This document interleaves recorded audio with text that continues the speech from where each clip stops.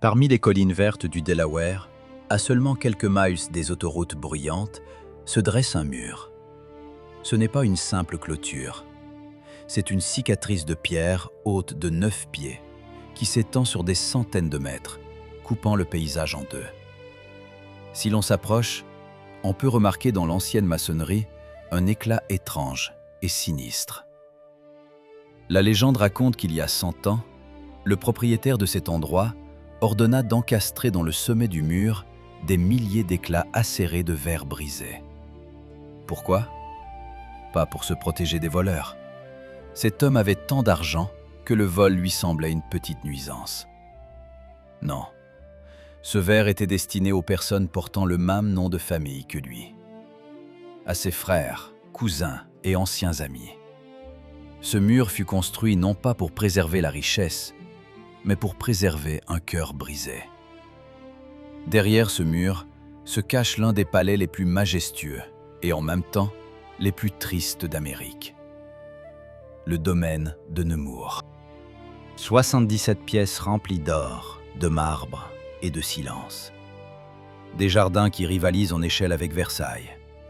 Un lieu où chaque pierre crie l'amour et chaque couloir murmure la trahison.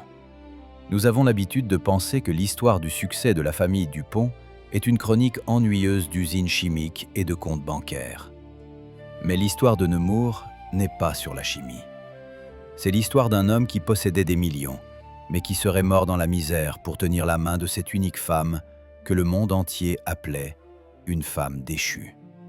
Qui était cet homme qui a construit son propre Versailles sur une terre imprégnée de poudre et de haine? Il s'appelait Alfred Irénée Dupont. Et au début du XXe siècle, il était la brebis galeuse de la dynastie la plus puissante d'Amérique. Imaginez un homme qui ressemble non pas à un banquier lisse de Wall Street, mais à un héros de roman d'aventure. Un œil couvert d'un bandeau ou d'une prothèse de verre, résultat d'une explosion à la chasse, bien que les mauvaises langues murmuraient d'un duel. Il entendait mal, mais voyait parfaitement la fausseté. Il aimait la musique plus que l'argent, et ses chiens plus que ses parents. Alfred était né dans un palais, mais ses mains étaient toujours couvertes de poudre noire.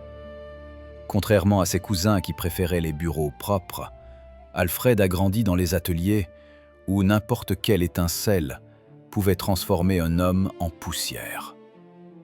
En 1902, c'est ce rebelle borgne qui sauva l'empire familial d'une vente honteuse aux concurrents. Quand les anciens du clan décidèrent de vendre l'entreprise pour 12 millions de dollars, Alfred frappa du poing sur la table. Il dit qu'il ne permettrait pas que l'héritage des ancêtres parte aux enchères. Et avec 2 cousins, racheta la compagnie. On pourrait penser que c'était le début d'une grande amitié et d'un triomphe. Mais le pouvoir fait des choses étranges aux gens. Il ne s'est écoulé que quelques années, et ceux qui l'avaient sauvé se sont retournés contre lui. Pourquoi?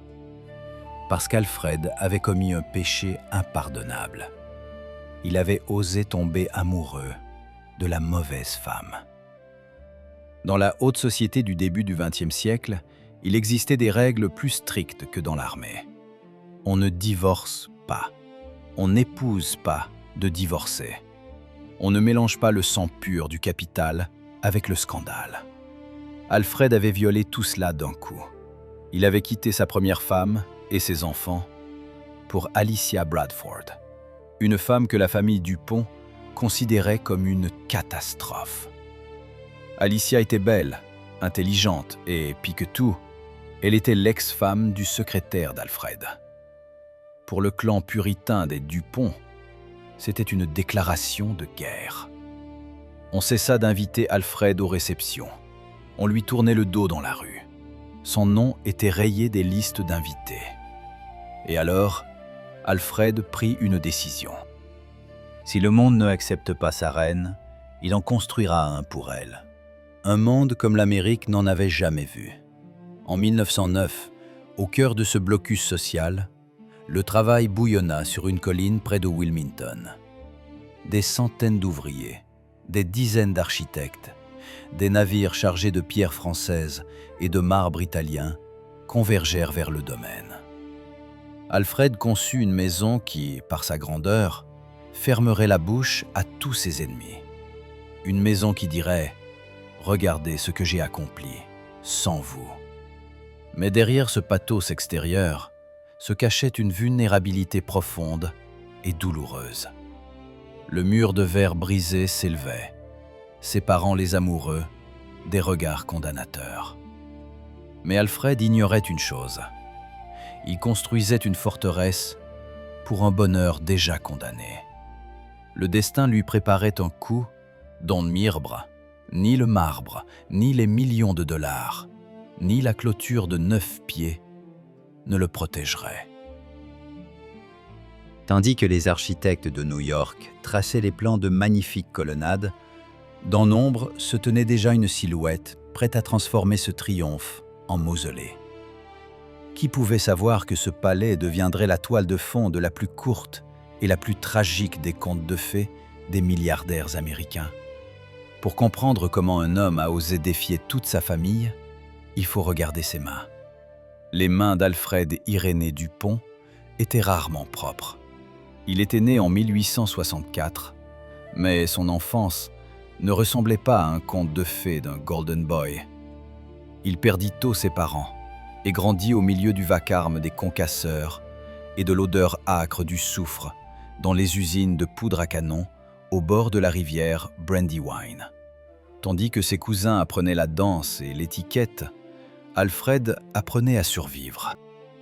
Il connaissait la chimie non pas par les manuels, mais par les explosions qui secouaient périodiquement la vallée, emportant la vie des ouvriers. C'est là, au milieu du danger et de la poussière noire, que s'est formée sa philosophie dure. La vie n'est pas un don, mais un mécanisme qu'il faut régler. Alfred était un génie de la mécanique et un fanatique du travail. Il avait commencé du plus bas, en travaillant comme simple apprenti. Cela lui avait donné ce que les autres membres du clan n'avaient pas, le respect inconditionnel des gens simples et la compréhension absolue de la façon dont la richesse est créée. Il voyait l'argent non comme un but, mais comme un outil, semblable à une clé à molette ou à un marteau à vapeur. Mais son vrai talent s'est manifesté non dans l'atelier, mais à la table des négociations, quand l'histoire de la famille s'est approchée du bord de l'abîme. En 1902, les anciens de la famille, fatigués de la gestion et effrayés par la mort du chef de l'entreprise Eugène Dupont, décidèrent de vendre l'affaire. Le prix était ridicule pour un empire de cette envergure, 12 millions de dollars. L'acheteur devait être le principal concurrent, la compagnie Laughlin & Rand. Pour Alfred, c'était comme vendre la patrie. Quand il apprit la vente en préparation, il fit irruption au conseil d'administration. Son argument était simple et audacieux. « J'achèterai la compagnie ». Les anciens rirent. Alfred n'avait pas 12 millions. Il n'avait qu'une part dans l'affaire et des ambitions. Mais il avait un plan que l'on appellerait aujourd'hui un chef-d'œuvre de raid corporate. Il s'allia à 2 cousins, le charismatique T. Coleman et le financier froid Pierre S. Dupont. Alfred proposa un schéma selon lequel il ne dépensait pas un centime en liquide. Ils émirent des actions d'une nouvelle corporation et payèrent les vendeurs avec elles, en utilisant les actifs de la compagnie elle-même comme garantie.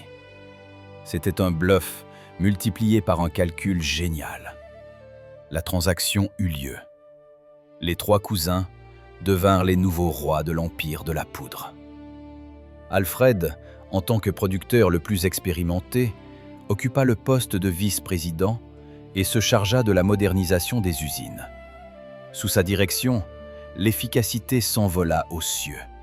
Il se sentait victorieux. Il avait sauvé l'héritage. Il était riche. Il était nécessaire. Mais dans ce triumvirat germait déjà le grain de discorde. Alfred était un homme du siècle précédent, direct, un peu grossier, valorisant la loyauté personnelle au-dessus de l'éthique corporative. Son cousin Pierre était un homme du futur, un calculateur impitoyable pour qui les chiffres comptaient plus que les liens de famille. Alfred ne remarqua pas comment son rôle de sauveur commença à irriter les partenaires. Ils pensaient que leur alliance était indestructible, scellée par le sang et la poudre. Ils ne comprenaient pas que dans le monde des grosses fortunes, la gratitude est le produit qui se périme le plus vite. Tandis qu'Alfred modernisait les machines et améliorait les conditions pour les ouvriers, Pierre et Coleman tissaient une complexe toile financière dans laquelle l'ingénieur naïf n'aurait bientôt plus sa place. Alfred avait gagné la bataille pour la compagnie, mais il ne savait pas encore que cette victoire deviendrait le prologue de sa guerre personnelle, la plus terrible. Il était prêt aux explosions à l'usine, mais s'avéra complètement non préparé à l'explosion dans sa propre maison. Alfred était un homme de passion, et cette passion trouva son exutoire dans la femme qui renversa son monde. Alicia Bradford. Elle n'était pas une débutante mondaine typique. Elle était intelligente, belle, et portait le stigmate de femme divorcée avec un enfant.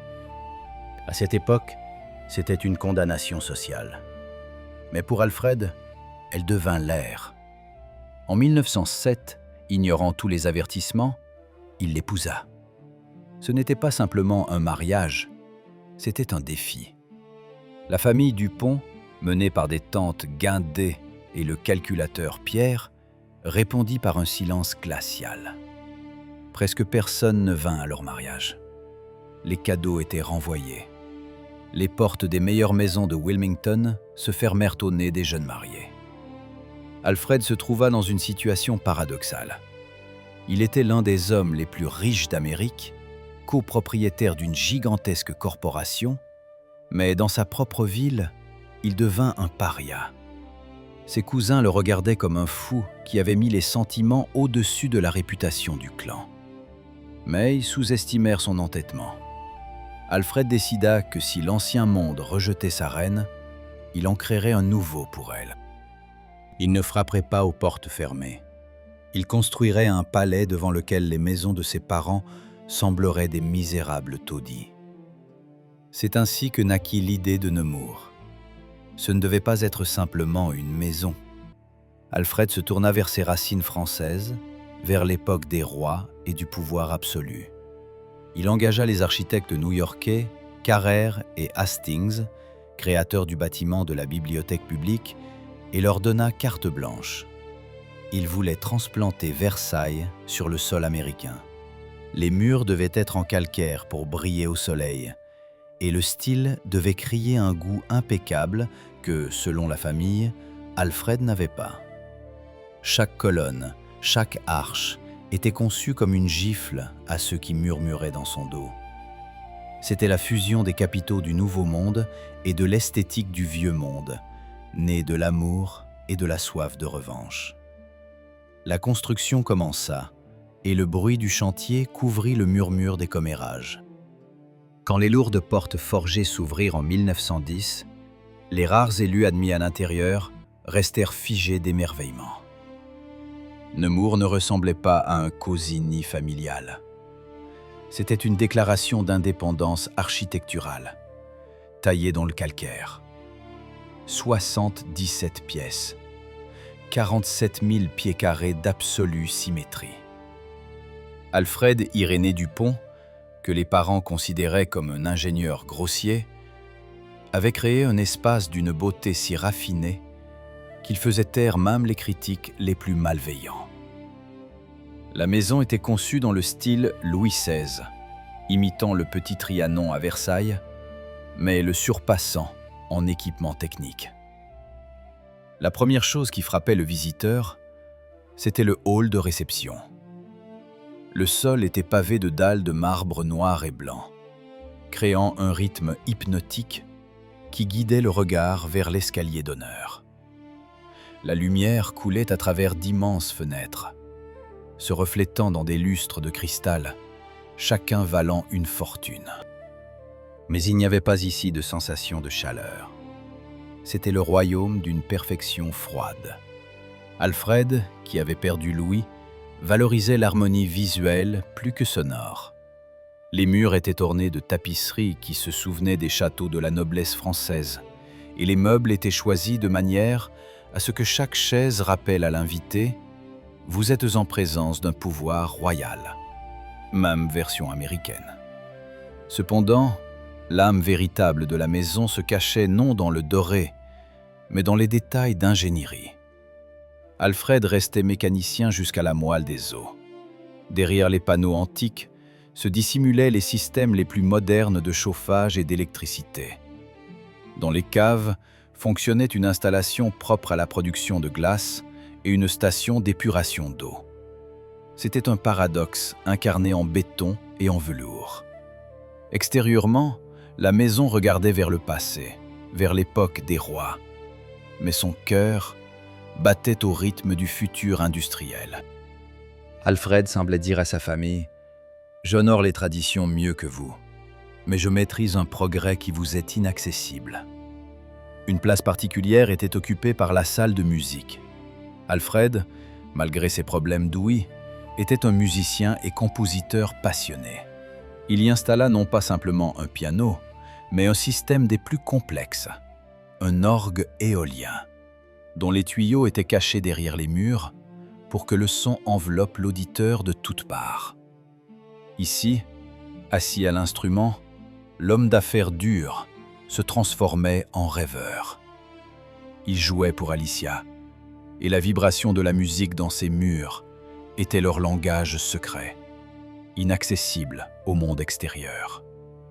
Mais l'élément le plus grandiose du domaine fut le jardin. Alfred ordonna de créer la longue allée, une perspective s'étendant au loin sur près d'un tiers de mille. Le long d'elle s'alignaient des cèdres japonais et des châtaigniers. Et à la fin, comme au foyer d'une lunette, s'élevait une colonnade avec une statue de Diane chasseresse. C'était le plus grand jardin à la française en Amérique du Nord.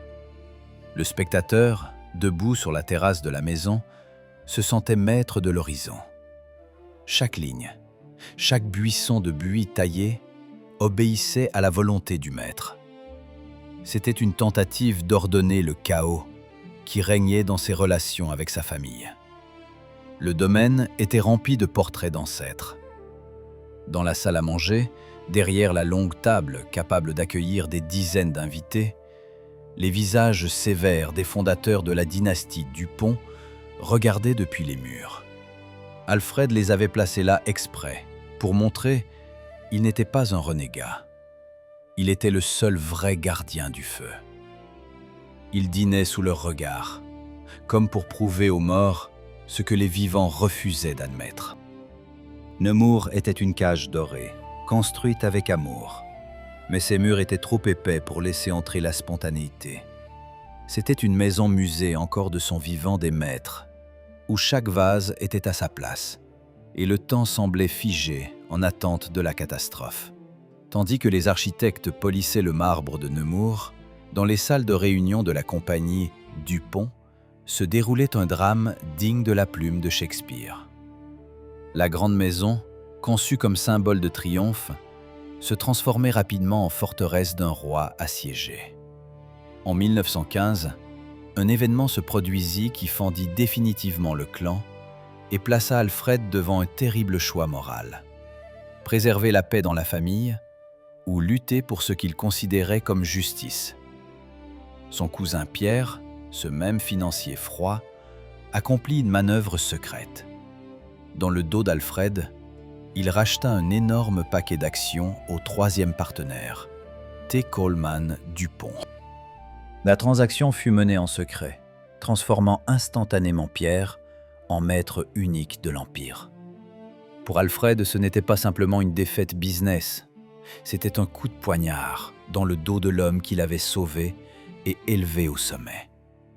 L'honneur, un concept avec lequel Alfred ne marchandait pas, fut piétiné. Et ici, nous voyons le côté sombre de notre héros. Alfred ne recula pas, ne se résigna pas. Il déclara la guerre à son propre sang.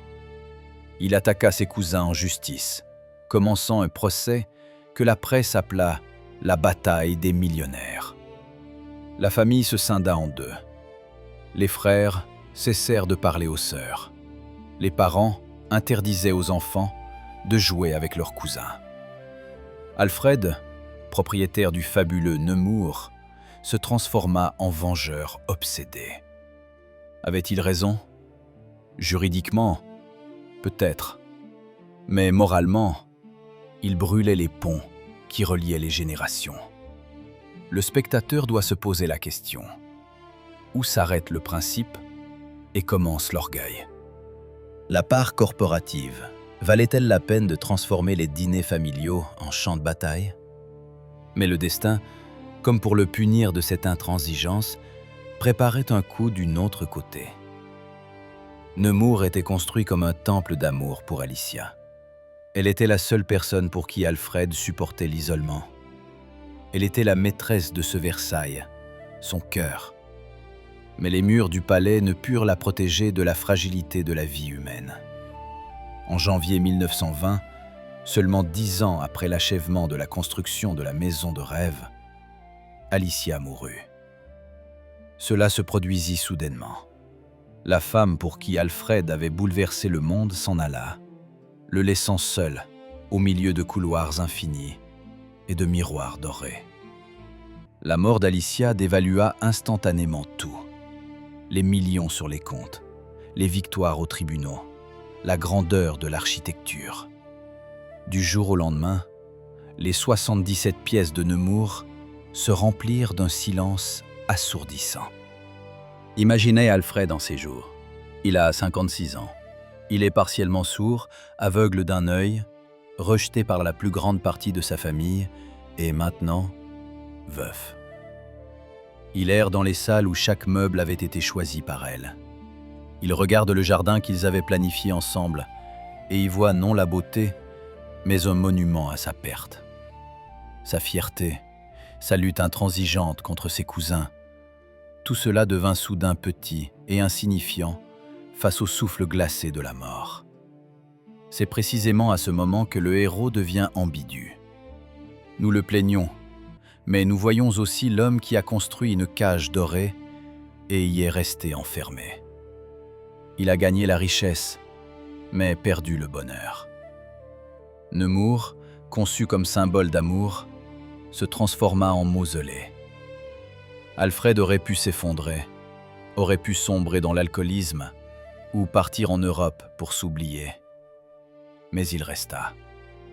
Il continua de vivre dans la maison où le fantôme d'Alicia était dans chaque reflet. C'était son enfer personnel et son paradis personnel à la fois.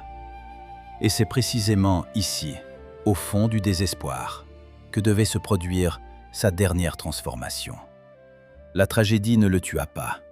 Elle le força à chercher un nouveau sens qui dépassait les limites de son propre ego et de sa guerre infinie avec le nom Dupont. Le silence à Nemours, après la mort d'Alicia, pouvait rendre fou. Alfred, ayant perdu Louis et l'amour de sa vie, errait dans les 77 pièces comme un fantôme. Sa célèbre « guerre » avec ses cousins perdit soudain son sel. Il semblait que la fin était prévisible. La mort solitaire d'un milliardaire paria dans une cage dorée. Mais en 1921, le scénario changea. Sur scène entra Jessie Ball, une institutrice de Virginie, une femme au tempérament d'acier et à l'esprit pragmatique. Elle devint non seulement sa troisième épouse, mais l'architecte de son âme. Jessie redirigea l'énergie furieuse d'Alfred de la vengeance destructrice vers la création. Si la famille Dupont l'avait rejeté, il décida d'être le père de tout l'État. À cette époque, en Amérique, la vieillesse pour les pauvres signifiait la faim ou une maison de travail humiliante. Alfred proposa aux autorités du Delaware de créer un fonds de pension. Les politiciens refusèrent, invoquant un manque de budget. Alors, Alfred accomplit un acte sans précédent dans l'histoire des États-Unis. Il sortit son chéquier et dit « Je paierai pour tous ». Il engagea personnellement une équipe qui trouva chaque vieillard dans le besoin dans l'État. Des milliers de chèques signés par le rebelle borgne volèrent vers les maisons délabrées du Delaware. L'homme qui avait construit le palais le plus luxueux nourrissait maintenant ceux qui n'avaient pas de toit. C'était une transformation complète. Le mur de verre brisé, qui servait auparavant de symbole d'isolement, protégeait désormais un philanthrope dont le cœur s'était ouvert aux inconnus. Sous l'influence de Jesse, Alfred repensa aussi au destin de Nemours. Il comprit que posséder signifie préserver pour les autres. Il décida que, après sa mort, le domaine ne reviendrait pas à des parents et ne partirait pas aux enchères. Il légua de transformer son Versailles personnel en hôpital pour enfants et en parc public. Tandis que son cousin Pierre accumulait des millions et le pouvoir corporatif, Alfred accumulait quelque chose de plus grand, l'immortalité par le service. Il trouva la paix, non dans la victoire sur ses ennemis, mais en donnant tout ce qu'il avait. Alfred Irénée Dupont quitta la vie en 1935. Mais contrairement à de nombreux magnats de l'âge d'or, dont les noms ne restent que sur les tombes, son histoire ne s'acheva pas aux funérailles. Jessie Ball Dupont, fidèle gardienne de sa volonté, transforma leur maison en puissant instrument de bien. Aujourd'hui, le nom Nemours est associé en Amérique non à la poudre, aux explosions ou aux scandales familiaux, mais à l'un des plus grands systèmes de médecine pédiatrique au monde. Des milliards de dollars, gagnés sur la guerre et la chimie industrielle, travaillent maintenant au sauvetage de vies. Le mur de verre brisé se dresse encore là, à Wilmington. Les éclats acérés capturent toujours les rayons du soleil. Mais maintenant, ce mur ne sépare plus les ennemis. Il sert de monument à la résilience humaine. Nous regardons souvent l'histoire du succès comme un graphique de profit. Mais Nemours nous enseigne autre chose. C'est une leçon sur le fait que même la plus profonde offense et l'isolement peuvent devenir le carburant de la miséricorde. Alfred était un vrai Jay Gatsby, un homme qui a construit un château incroyable pour un rêve d'amour. Mais si le Gatsby fictif est mort dans une poursuite stérile du passé, le vrai Alfred a trouvé en lui la force de créer l'avenir. Quand vous marchez dans les longs couloirs de Nemours aujourd'hui, vous ne voyez pas simplement un luxe muséal. Vous voyez le chemin d'un homme qui a compris la vérité principale. La fortune se transforme vraiment en poussière. Les palais se dégradent, le velours pourrit, et les corporations changent de propriétaire et oublient leur créateur. Seul ce que nous donnons aux autres est éternel. Alfred Irénée Dupont nous a laissé non seulement un chef-d'œuvre architectural, mais une preuve monumentale que même des débris d'un cœur brisé, on peut construire un temple qui durera éternellement. Sa vengeance contre la famille s'est transformée en don à l'humanité. Et c'est là sa victoire principale et finale.